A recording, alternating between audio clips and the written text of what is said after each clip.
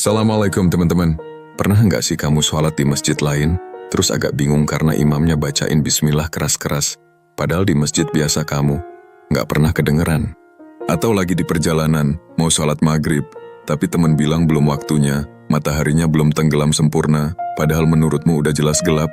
Hari ini, kita bahas santai soal hukum sholat menurut 4 mazhab, termasuk waktu sholat dan bacaan basmalah, biar makin paham dan nggak gampang ngejudge. Jadi gini, 4 mazhab besar dalam Islam, Hanafi, Maliki, Syafi'i, dan Hanbali, semuanya berpegang pada Al-Quran dan Sunnah Nabi. Tapi cara mereka memahami dalil bisa beda. Ada yang lebih menekankan logika hukum, ada yang ketat sama hadits, ada juga yang kuat di tradisi Madinah. Nah, perbedaan sumber dan metode ijtihad itulah yang bikin beda pendapat soal hal-hal detail, termasuk urusan sholat. Tapi penting diingat, semua mazhab sah dan punya dasar ilmiah.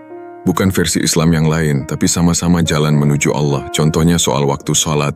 Mazhab Hanafi bilang, waktu asyar baru masuk kalau bayangan suatu benda 2 kali lipat panjangnya. Sedangkan Syafi'i, Maliki, dan Hanbali bilang cukup 1 kali lipat aja. Makanya, kalau kamu sholat di negara yang dominan Hanafi kayak di India atau Pakistan, waktu asyar biasanya agak lebih lambat. Terus soal Isya, sebagian ulama Syafi'i dan Hanbali menganggap waktu Isya dimulai setelah mega merah di langit benar-benar hilang. Nah, ini bagian yang sering bikin bingung jamaah. Bismillahirrahmanirrahim di awal Al-Fatihah. Mazhab Syafi'i bilang bacaan basmalah itu bagian dari surah Al-Fatihah. Jadi wajib dibaca keras dalam sholat jahriyah kayak subuh, maghrib, dan isya. Sementara Maliki berpendapat basmalah bukan bagian dari Al-Fatihah, jadi tidak dibaca. Mazhab Hanafi baca pelan, tapi tetap menganggapnya bagian dari Al-Fatihah dalam konteks tertentu. Hanbali mirip Syafi'i, tapi lebih fleksibel. Bisa keras atau pelan, tergantung kondisi dan kebiasaan masyarakat.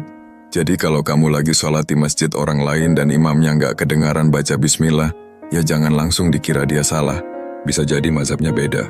Nah, masalahnya bukan di beda mazhabnya, tapi di kita yang sering milih-milih pendapat kayak di warung prasmanan. Yang ini berat, ambil yang ringan aja. Kalau tiap ibadah diambil dari mazhab berbeda cuma karena lebih gampang, itu namanya talfik. Dan para ulama udah lama ngingetin bahayanya. Karena kalau gitu hukum agama jadi kayak main puzzle, nggak ada konsistensinya. Makanya lebih baik kamu dalami satu mazhab dengan sungguh-sungguh. Bukan buat fanatik buta, tapi supaya punya pijakan ilmiah yang kuat dalam beribadah. Setiap mazhab lahir dari ijtihad yang serius, dan niat mencari kebenaran. Tugas kita bukan memperdebatkan, tapi memahami. Kalau mau ikut satu mazhab, dalami dengan benar. Jangan cuma ikut-ikutan.